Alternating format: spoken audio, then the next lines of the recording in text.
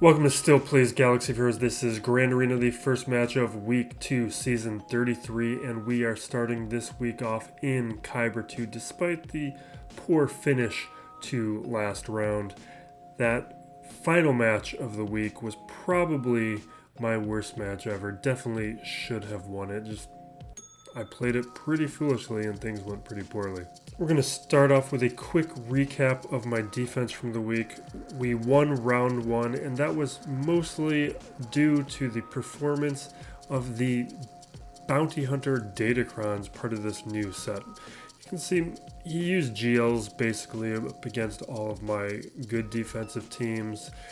The Melgus, the Dash Ami with Han Solo.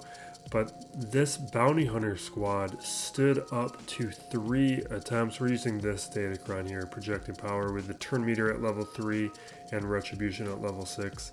That worked out pretty good in this first round. In round 2, up against Scrooge Jones, this guy had a 4 GL territory that I got close to clearing. I think I could have cleared if I played the pieces differently, but ended up not being able to do it with the choices that I made, although they were sensible choices. I don't think I played this round poorly, but I couldn't keep up with this guy. He didn't clear my fleet, but he did clear everything else.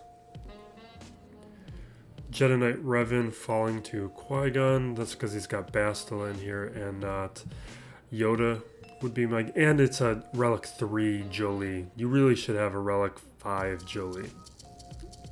Maybe mine's Relic 4. For Relic 4 or 5, Relic 3 is too low. Had that been higher relics, he probably would have survived it. Here, this guy, Scrooge, he takes Starkiller up against the Bounty Hunter. So he didn't even mess around with this Datacron and took it down in 1.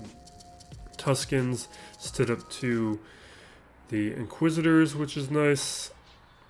Went down to Gas, and then he could not clear fleet, took Negotiator up against Chimera, and it survived. CLS surviving and Maul surviving. Oh, he couldn't clear that territory either. Or no, he cleared fleets, did not clear the other territory. I think this guy was actually the first guy to clear my fleet territory since unlocking the Profundity. So, solid work by Scrooge Jones. In the final round, this is the one I should have won, and I played it very poorly. He had a light defense, and he one-shot he didn't one-shot, he did very well up against my defense, but I knew he couldn't clear my fleet. I just needed to clear him, and I played it poorly. Did some things, and it didn't work out. I'm glad my Profundity survived an attack by his Profundity. Probably just got some good RNG. Taking a quick look at this week's bracket, my opponent is Lazy on the left, and Yogurt the Wise is probably someone I'm expecting to see in the final round. In terms of Omicrons, my opponent's actually pretty low at only 7 Amis. The high end is 12. I'm right in the middle of what we're seeing. There's a pretty big range on Amis this time. With GLs, players are pretty much 5 or 6 GLs. There is one player off screen with 7 GLs, but I'm guessing he's not participating. Gear 11 plus units and Relic units. Relics, my opponent is really strong in, one of the top players of the bracket, but he's and he's also good with depth. There's another opponent here, Mini Vin, who's the lowest with the roster depth. 6-stop mods, I'm doing very well both in the top 25 plus speed average and the top 500 plus speed average. I'm the highest player with top 500 average and the I'm the third best of top 25. In terms of the quantity of mods, I'm really doing a lot better than my opponent. Lazy, my opponent, is fairly weak on his mods. Level 9 Datacrons, this L-Power guy and Yogurt the Wise have a really deep set of level 9 Datacrons, and it's why I'm expecting those two players to be in the final round. GLs, here's a quick look. We're going to move past that. Really, it's, other than me, it's who players don't have. And it's either a couple players missing Rey and everybody but one not having Jabba. Now, with Melgus, there's 3 players without. 2 players haven't bothered to make a functional Iden, which is interesting. And 2 players in the bracket don't have Starkiller. And Starkiller is the type of character you should be going after. Like Dr. Aphra, similarly, I think going after those cheaper and faster to achieve characters like Starkiller and Aphra they tend to pay out. With the Amis, Elpower and myself are the only ones with Omicrons and Relics on our Savages, and it's one that I like. Somehow a player without Maul off screen, and 1 player who has not worked on their Bad Batch yet. And this is a bracket that has 3 profundities, including my own, but a number of other players are set up to unlock the profundity the next time it appears, with these 2 players here with their Radduses that are set up. Taking a look at the hotbot, from the bird's eye view, we're seeing an okay amount of green, but my opponent does look pretty good from above. Shout out to the guild Rockstars and Ancients, who gave me a very warm welcome and turned out to be a fan of the channel beforehand. With the undersizes and clears, looks like my opponent is pretty light on the participation. Almost a third of my undersizes, and the clears are a third. With the relic analysis, it's distributed fairly evenly, or fairly similarly to myself, I should say. Just he has higher quantities that he's working with. Most of this is straightforward. We're just going to go through it quickly. No Swolo, only Relic 1 on his Melgus. He does have a good cat though. Good speeds on some key characters. His Maul's at 305. Jumping into look at his roster quickly just to get a sense of the 300 speed depth. We're talking over footage. I played this earlier. His armorer is the 300 speed character. So he's only got 15 300 speed, and that's similar to my own. It's something I should be deeper on. With the defense, I didn't really make any changes. I swapped out 1 team in the back wall just so I could do a little bit more testing. I had a droid team back there which had done absolutely nothing, and I wanted to use sortie with BT1 and 000, so I just threw in a Rolo squad as filler. Not something I would recommend in terms of defensive quality, but I needed more options back there. There's a lot of teams you need in 3v3. So the Rey team is the strongest one there. A lot of this is fairly weak. We got a Lord Vader though, and a Starkiller in this lower territory. And those are probably the 3 best squads. We're gonna start with Lord Vader. And we're gonna begin with Bounty Hunters, Fennec counter. It's a weak Datacron, so I'm less concerned about this one. This is something, though, that would work much better if I had Relics on Grief and Zam. Start with putting armor shreds over there and just trying to stay alive.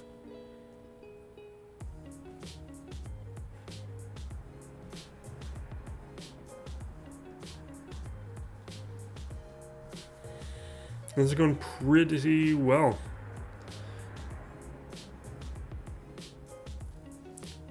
Because my players were looking alive and we didn't have days on, I decided not to cleanse and heal. Saved it for this moment in case we didn't have the cooldowns.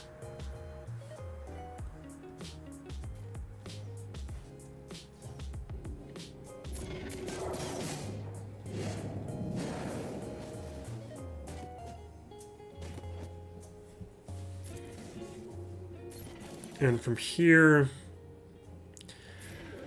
We could do some more basics, but I kept throwing down a bunch of armor shards because we just weren't doing any damage. And I never checked what the datacron was. So we've had a few of these where we've been able to beat it with my Fennec, and more so that where we don't. But this is really what my goal was. Get it down just to JML. And then we have more options for how we can clear it. Like maybe my JMK could have done it, but I would prefer to use my JMK elsewhere. We don't know what's on the back wall, and I have a little bit more flexibility now. I wish we had more teams that could clear Lord Vader though. Because like there's characters like C or Rey where we've got options. Even SLKR to a certain extent, we have a couple options. Lord Vader, though, is a little bit more limited. Now we move to Starkiller. This is... oh yeah, I remember. This is where we do Vader. If you watched last week's video, where I lost my worst match ever video, the Lord Vader I made a mistake on, and it's a mistake that I have learned from and I will never be making again. And I'll bring it up here. So while I was in, what do we call it? We're in, can't believe I can't remember this ability name. You see, there's a couple points where I have to use my basic. Last round, I used a basic on Starkiller and he countered and took out my Vader. So what you're seeing me do this time is I am not using any basics on Starkiller, and that is something I won't be doing again. We're putting on way more dots than we need, but I just don't want to chance it. And now that we can't apply more dots, we're going to chuck it.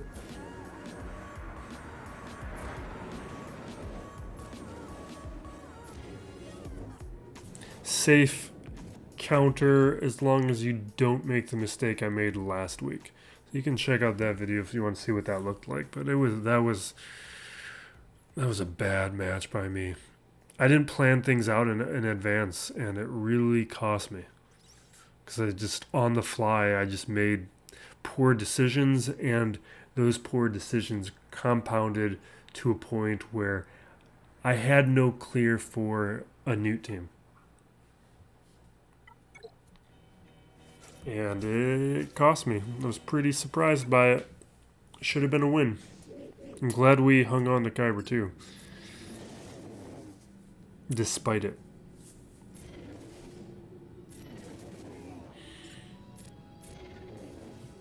I'm recording this recap. I played this match early in the day, but I'm recording this recap a little late because I was very distracted by all the Twitter implosion. That is hilarious. Very funny. It's been a really weird couple weeks with just tech stuff, like the FTX implosion, the blue check mark fiasco of last week. Just really funny stuff to pay attention to. The meme wars have been pretty great. So Shaak T up against this team. I guess the JML. I considered. Did we do the JML? Or that was JKR up against. Yeah, there's just nothing to talk about with that match. That's why I'm not saying anything about it. The JKR is pretty straightforward. This one is also straightforward.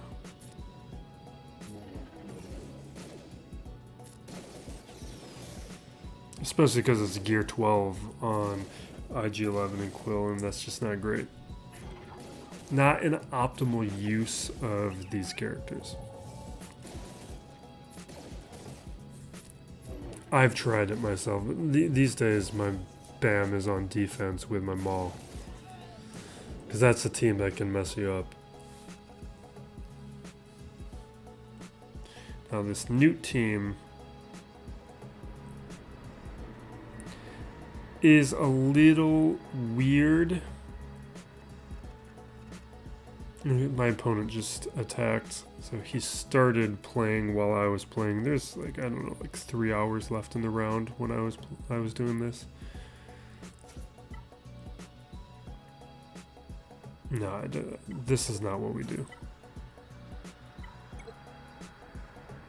I considered this and opted not to do it. And maybe I should have done it. I think it would have worked. We do this later in the round, and we'll talk more about it, because this is a comp I like. And I'm going to be testing out a whole lot more this season. We do this.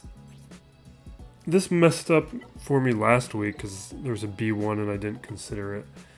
But I thought we'd be fine here. We use one of these datacrons.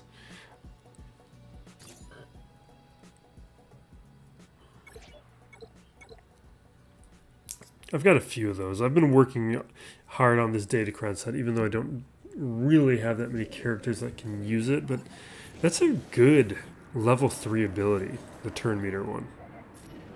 And yeah, it's only dark side characters, but that's like half your roster. So I spent a lot of time just not knowing how to play this, just kind of hoping my Malak was going to play through it. Without the B1 that messed this up last week, it was going to be fine, but I didn't really fully consider the impact of how Watt was going to play this. We take out Watt, but I don't know, I was expecting Watt to throw down a weapons tech on somebody, so I'd go back and forth between Nute and Django here. Not sure who I'm going to be more effective at taking out. Because these techs just completely alter this in a way that I thought was going to be more negligible than it was. It turned out to be not very negligible. So at a certain point I'm going to auto this. So I'm just double checking which techs are applied. And then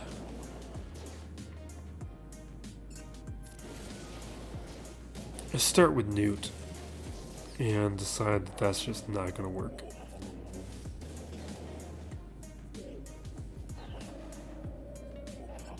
So we switch over to Django, and now we auto.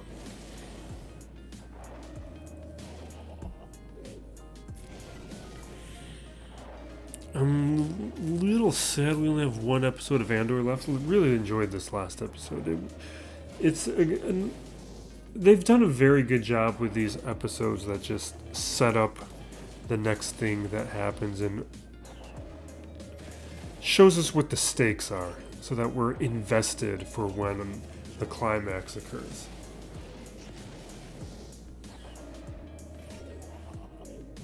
So this is a little slow going. And it's slow going to such an extent that I'm worried about it.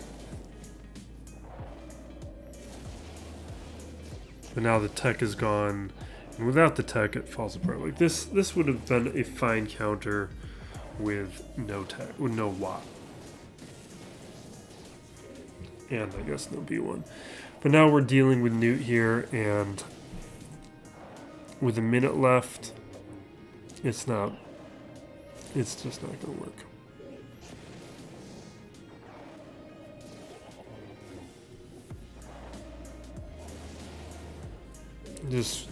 The text just has an amount of recovery that we're not outpacing.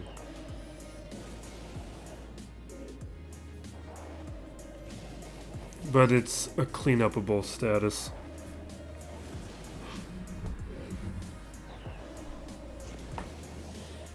I just didn't want to use something stronger. Like, I didn't want to use... I don't know, I hate using good stuff up against Nute. And it's how I most often mess things up, is by trying to be cheap.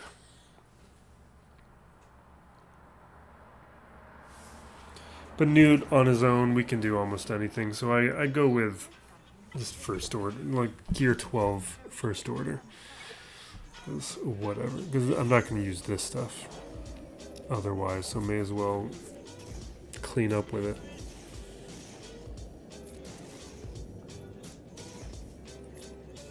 There's enough control, we've got some swaps.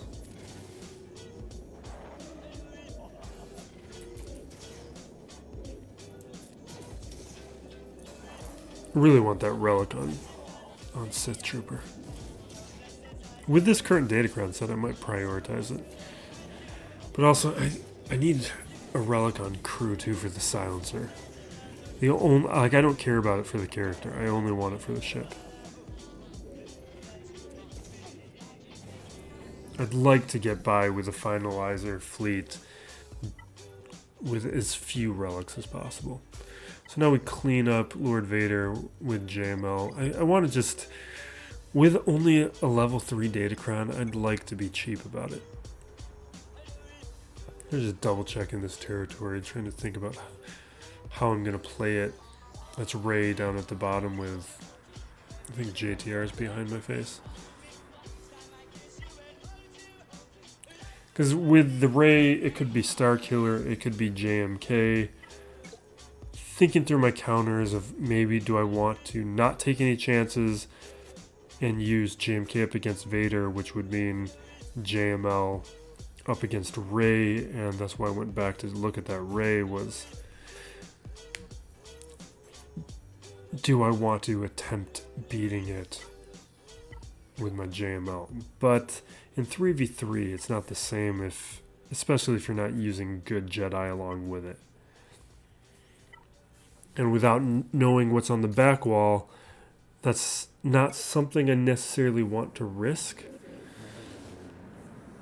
So we ended up just keeping the JMK, so we've got at least one major weapon for the back wall. Because I'd rather have JMK than JML.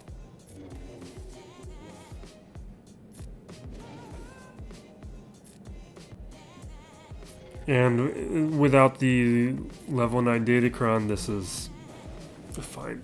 What I've learned is this won't clean up a level 9 datacron Lord Vader. Like, I'm using a JML. I'm like, I think actually 33.1.2 I attempted that and we couldn't get through. I don't think it would have changed the match,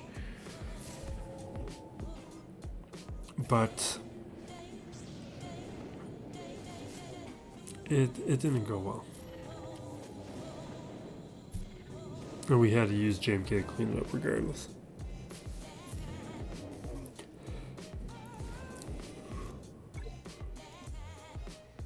Now for the back wall, we are looking at what? So we got Raddus and Dooku. I'm checking out what he's done. He's done 2 battles with 2.5 hours left. He could be showing back up later. So Qui-Gon, Wedge, Hux, Raddus, and Dooku. Now this battle should have been fine. Gas up against Raddus. This works. Throw on a little datacron.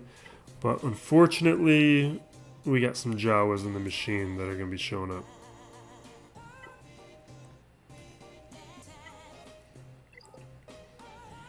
So I'll show you how this starts. I'm just throwing on whatever datacron. And you can see it just, you can see the response is a little wonky and slow. Like, it's starting out fine. I guess with this footage sped up, you're not seeing it as much. It's going to show up a little bit more.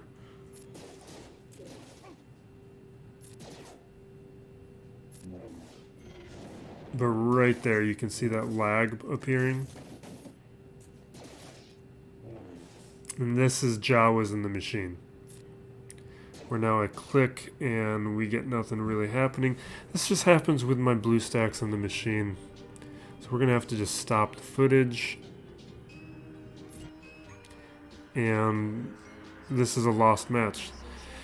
And usually what I do to try and avoid this is I close down blue stacks like midway through my matches. And now after reset, we go into this.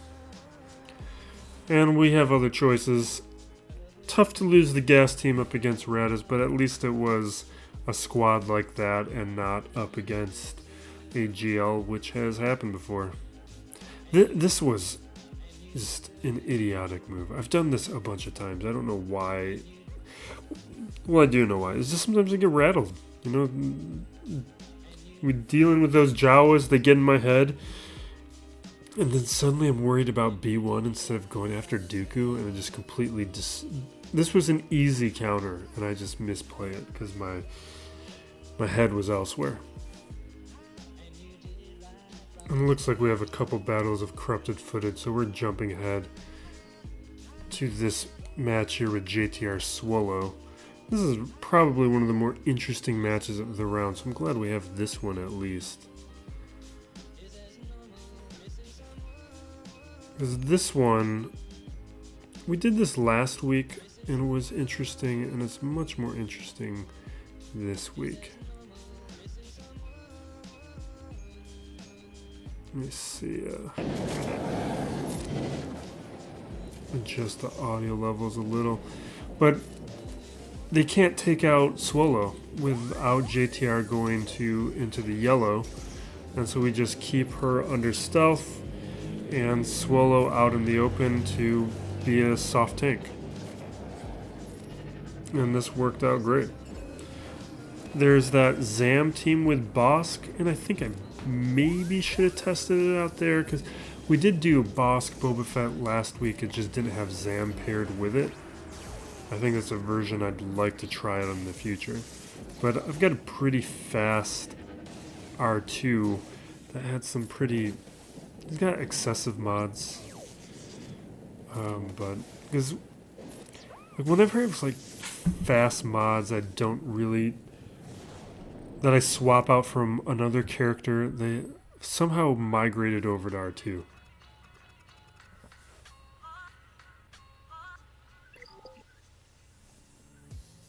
You can see the corrupted footage was, we did Treya up against Geos, Wampa against Mon Mothma. This is some standard stuff.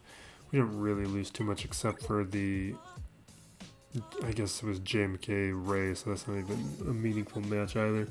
And then the only one that was interesting was the Savage up against Grievous. That's the only one that would have been nice to see. Now, Raddus here up against Zam. This is a solid counter.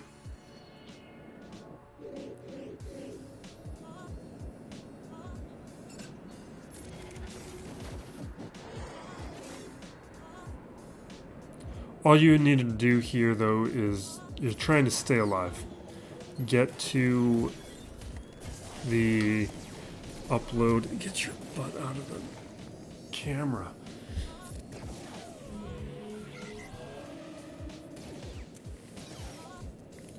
Now, I think in the future what I'll do is I'll use Jin Swap more than I do.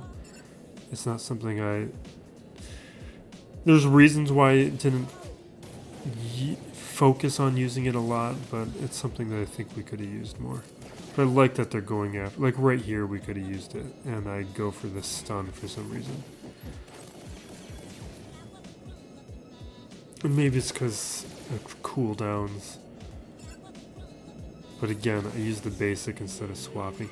And it's just because I have it in my head that like I want to keep the swap just in case we lose Cassian. But I think focusing on getting to the Raddus' special would have been a little better. And so it finally occurs to me now, but we could have used that ability twice in the length of this match already. So once we're able to use that,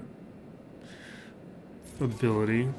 Just blows up Zam, blows up Boba Fett.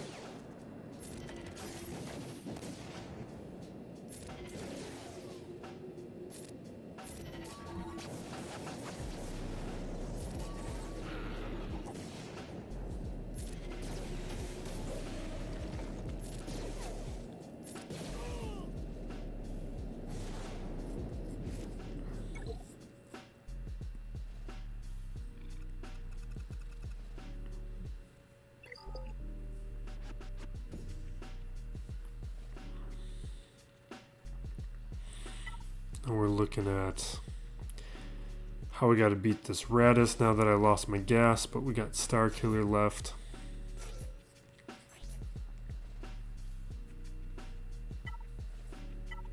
I think we did this last week. This works fine. I think I should re-roll some of those abilities on those Datacrons. Might need to spend some crystals to do it.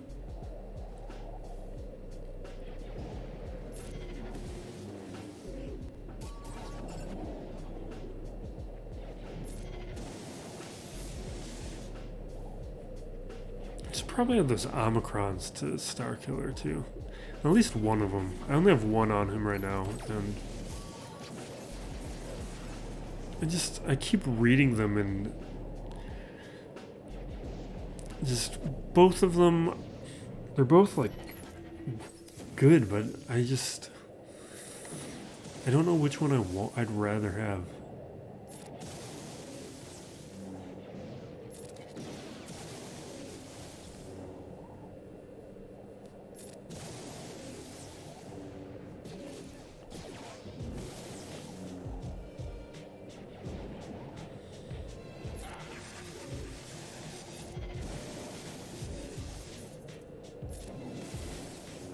Yeah, this is just, it's fine. Star Killer is somebody I'd like to get to higher relics. We're going to be, so the road ahead, I just put out a video on it. I'm going to probably do a video on how I think I'm going to be playing the game from now on, because basically gearing is no longer going to be the same kind of difference maker for free-to-play players as it has been in the past. That moat is going to shrink on me rapidly. I'm going to have to re-strategize. I'm just thinking through how I want to do it. So we've shifted into a testing phase now. I just want to use these new marquee characters, see how they're going to go.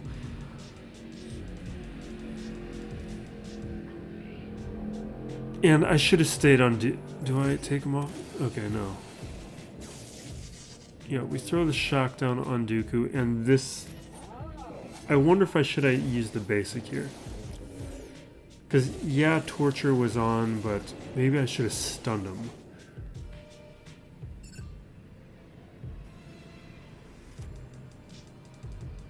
And the other thing I think I could have done at an earlier part of the match is use basics from BT1 onto on B1, because it hits multiple times, which means it brings down the stacks very quickly. So now kind of rethought how I wanted to play it, and that's my focus now. Stay alive, get rid of those stacks. I guess I'm trying to throw Shaak over there for some reason. I really should just hit B1.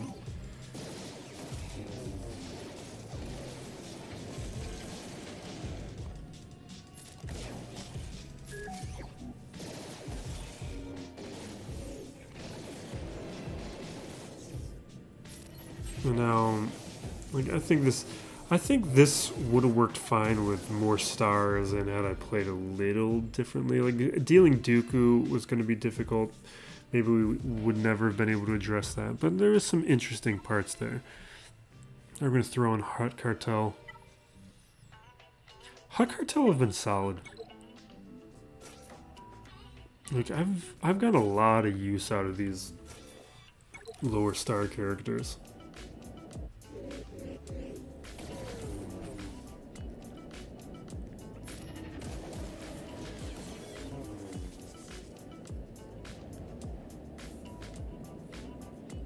throw it just to get thermals on everyone.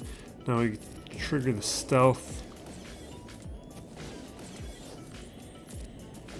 which is actually a change from how I originally thought I would play these characters. I thought I'd go into Hutt's favor right away, but getting Bossk into stealth is now what I think is the first move.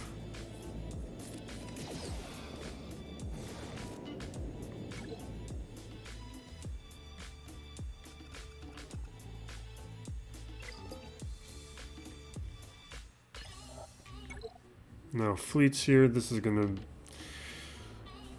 Actually, this was a decent round of fleets. It's a pretty weak defense, so we're gonna just start with Chimera, treat that one as the hardest one, use Executor there. Chimera can mess things up from time to time, so I just don't mess around with it.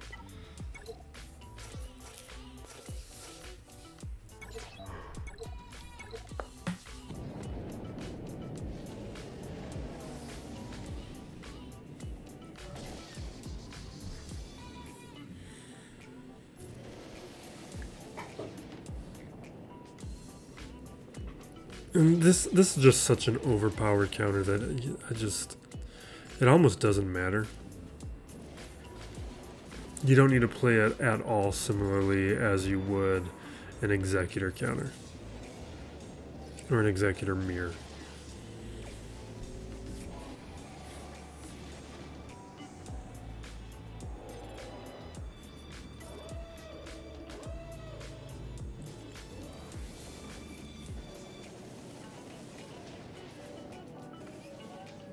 Yeah. Is that even much to add to this?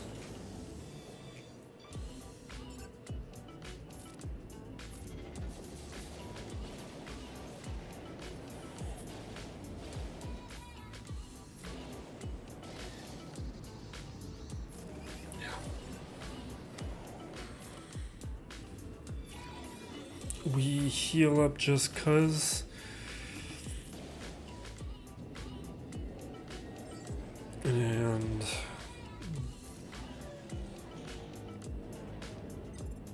this should be it.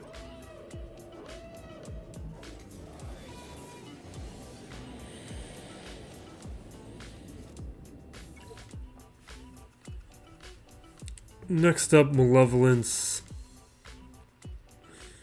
Home 1. This is just... because this is a little bit more annoying to pick apart. You can pick apart Raddus a bit. Maybe I want to refer to these fleets differently. Because now that we have a Raddus and a Raddus, I want different names.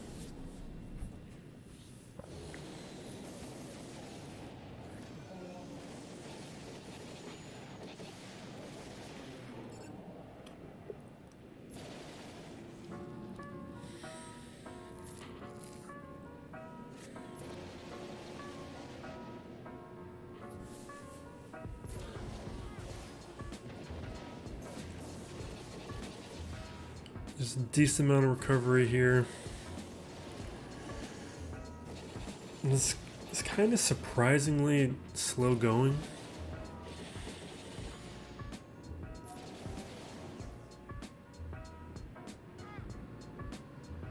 But I call in a reinforcement because I just want to make sure that Y-Wing goes down, because it's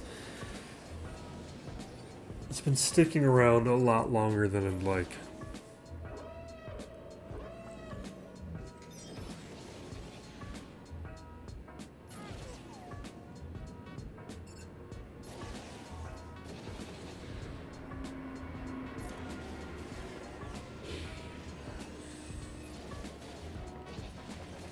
As soon as we get the buzz droids on, Outrider goes down quick.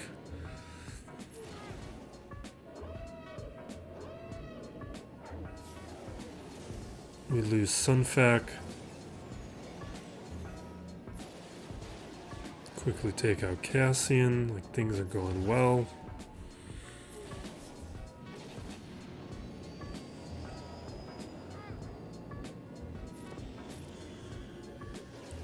Spy's getting a little weak. Maybe should have thrown more buzz droids on Phantom, but Phantom was weak that I chose not to do it. Phantom goes down. And now we're dealing with dodges.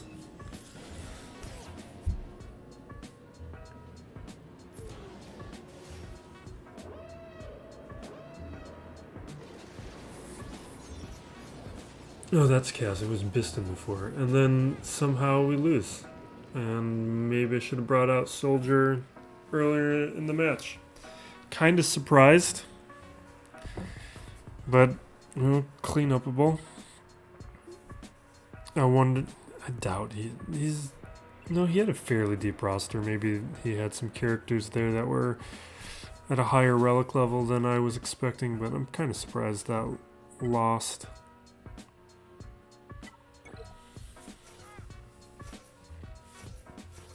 Now we're doing Ravenclaw up against Raddus. And Ravensclaw, like, pay attention to this fleet.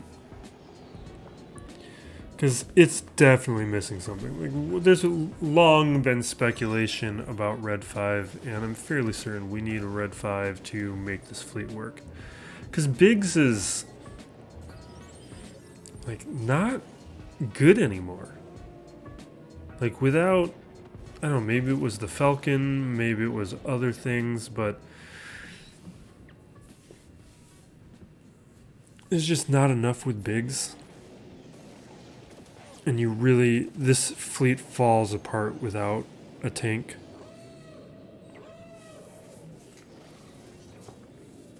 So things are looking a little scary.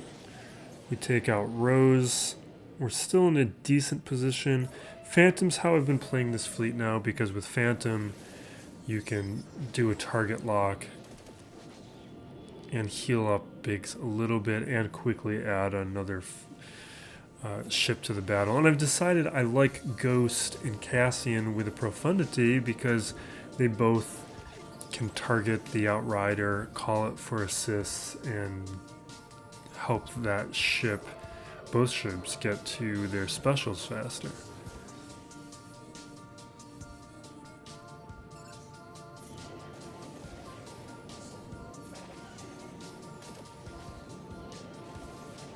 There goes Biggs.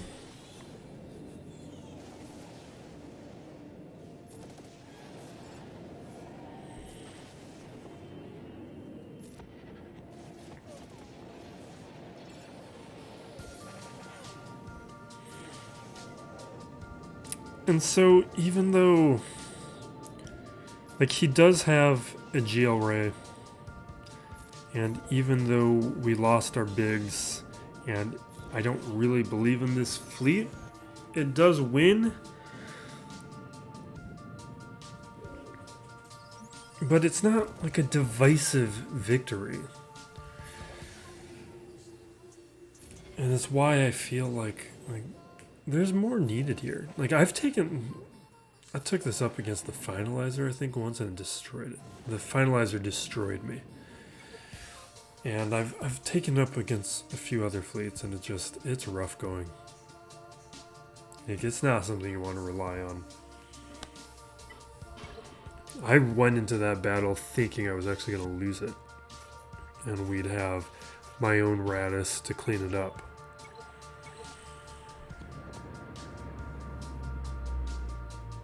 And this is a quick cleanup from here. There's the only two ships left.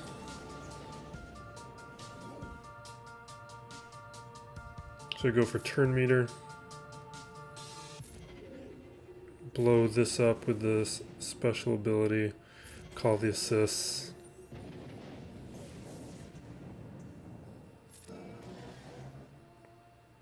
Swap back to the silencer and take it out.